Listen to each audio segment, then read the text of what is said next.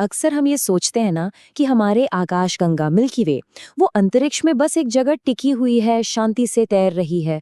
पर क्या हो अगर ये पूरी सच्चाई नहीं है? मतलब ये तो बस कहानी का एक छोटा सा हिस्सा है। तो चलिए आज इसी ब्रह्मांडीय रहस्य की परतें खोलते हैं। तो सवाल यही उठता है, क्या ब्रह्मांड में हमारी कोई फिक्स्ड जगह है? क्या हम बस एक जगह रुके हुए हैं, या फिर हम सब एक बहुत बड़ी यात्रा का हिस्सा हैं जिसके बारे में हमें शायद पता तक नहीं? और सच कहूं तो सच्चाई हमारे अंदाजे से कहीं ज्यादा रोमांचक है। तो ये रफ्तार है 600 किलोमीटर प्रति सेकंड। जी हाँ, ये कोई छोटी मोटी रफ्तार नहीं है। हमारी अपनी आकाशगंगा, और सिर्फ हमारी ही नहीं, लाखों दूसरी आकाशगंगाएं भी इसी अविश्वसनीय स्पीड से अंतरिक्ष में एक तरफ खींची चली जा रही हैं। अब आप सोच रहे होंगे कि हमें ये महसूस क्यों नहीं होता? वो इसलिए क्योंकि हमारे आसपास की हर चीज वो भी हमारे साथ उसी बहाव का हिस्सा है। तो फिर सवाल ये है कि आखिर ये कौन सी ताकत है? कौन है जो हमें ऐसे खींच रहा है? वैज्ञानिकों ने इस अदृश्य, इस जबरदस्त खिंचाव को एक नाम दिया है, द ग्रेट अट्रैक्टर। नाम सुनकर ही लगता है ना कि इसके पीछे कोई बहुत गहरा राज छिपा है। और हाँ, एक बात पहले ही साफ कर दूं, ये कोई तारा नहीं है, कोई ग्रह नहीं है, और ना ही कोई एक अकेली चीज है। हम किसी बहुत बड़े स्टार या ब्लैक होल की बात नहीं कर रहे। ये कुछ और ही है, कुछ ऐसा जो हमारे यूनिवर्स को समझने के तरीके को ही चैलेंज करता है। अब इसकी खोज की कहानी भी बड़ी दिलचस्प है, किसी डिटेक्टिव नॉवल जैसी। हुआ यूं कि एस्ट्रोनॉमर्स को धीरे धीरे ये एहसास होने लगा कि भाई ब्रह्मांड जैसा दिख रहा है वैसा है नहीं। कुछ तो है जो हमारी समझ से बाहर है, कुछ तो गड़बड़ है। देखिए, 20वीं सदी में हमें ये तो पता चल गया था कि यूनिवर्स फैल रहा है और सारी गैलेक्सीज एक दूसरे से दूर जा रही हैं। लेकिन जब वैज्ञानिकों ने और ध्यान से इसे मापा ना, तो एक अजीब बात पता चली। ये जो मूवमेंट थी वो रैंडम नहीं थी। सारी आकाशगंगाएं एक ही खास दिशा में, उम्मीद से कहीं ज्यादा तेजी से खिंच रही थीं। और बस यही था पहला सुराग।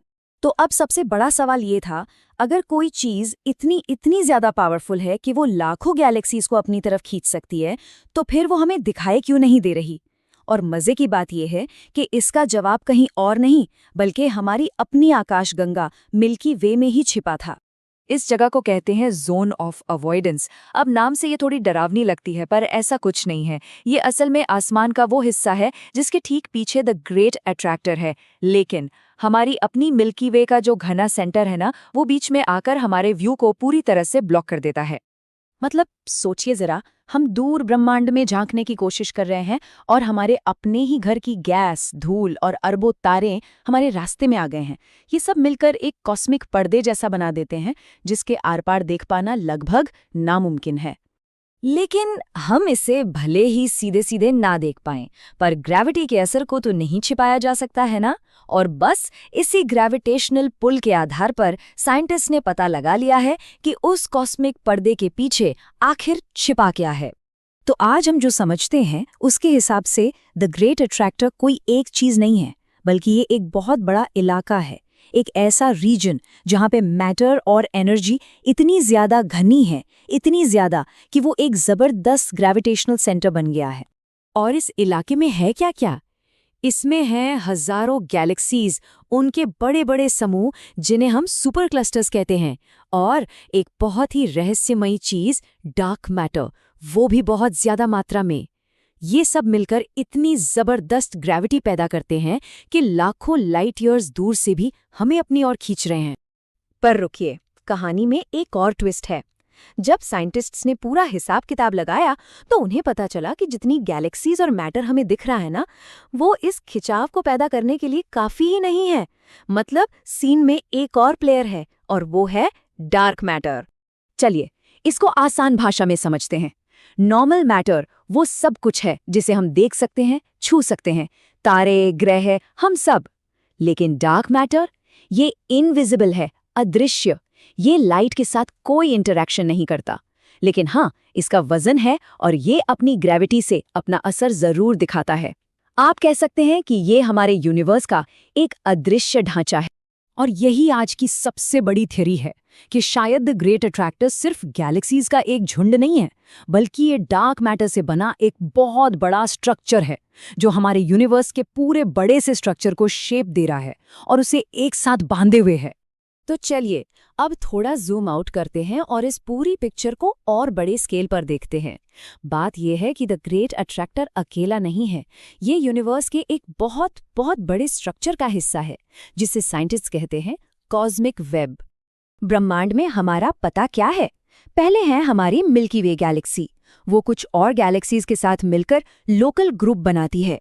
ये लोकल ग्रुप एक और बड़े ग्रुप का हिस्सा है जिसे कहते हैं वर्गो सुपर क्लस्टर। और ये सब कुछ समाया हुआ है लेनियाकिया नाम के एक और भी विशाल सुपर क्लस्टर में। ये सारे स्ट्रक्चर्स उस बड़े से कॉस्मिक वेब में धागों की तरह एक दूसरे से जुड़े हुए हैं।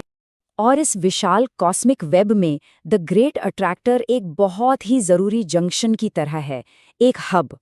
ये वो जगह है जहां इस वेब के कई धागे आकर मिलते हैं और इसकी जबरदस्त ग्रेविटी इस पूरे स्ट्रक्चर को एक साथ बांधकर रखने में मदद करती है। तो इस पूरे खिंचाव को किसी खतरे की तरह देखने के बजाय चलिए एक अलग नजरिए से देखते हैं। क्यों ना इसे एक शानदार और कभी न खत्म होने वाली डांस की तरह देखा जाए। हमारा यूनिवर्स कोई ठहरा हुआ स्टेज नहीं है, ये तो एक बहुत बड़ा डांस फ्लोर है जहां सारी की सारी गैलेक्सीज ग्रेविटी की धुन पर एक साथ नाच रही हैं। यही तो हमारे ब्रह्मांड की खूबसूरती है। यहाँ कुछ भी रुका हुआ नहीं है, सब कुछ मोशन में है, सब एक दूसरे से जुड़े हुए हैं, ग्रेविटी के एक अदृश्य संगीत पर एक साथ थिरक रहे हैं। हम एक बहुत बड़े डायनामिक यूनिवर्स का हिस्सा हैं, जहाँ हर गैलेक्सी, हर तारा और हम खुद भी एक अदृश्य लेकिन बहुत ही सटीक कॉस्मिक डांस में शामिल हैं। हमें ये याद रखना चाहिए कि हम रुके हुए नहीं हैं, हम अकेले नहीं हैं, हम सब उस महान ब्रह्मांडीय गति का हिस्सा हैं।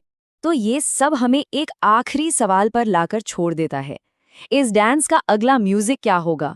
जैसे जैसे हमारी टेक्नोलॉजी बेहतर होगी और हम उस जोन ऑफ अवॉइडेंस के पार और साफ देख पाएंगे, तो हमें और क्या नया मिलेगा?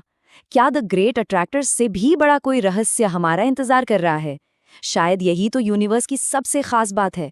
अब जितना जानते हैं उतना ही ये एहसास होता है कि अभी कितना कुछ जानना बाकी है।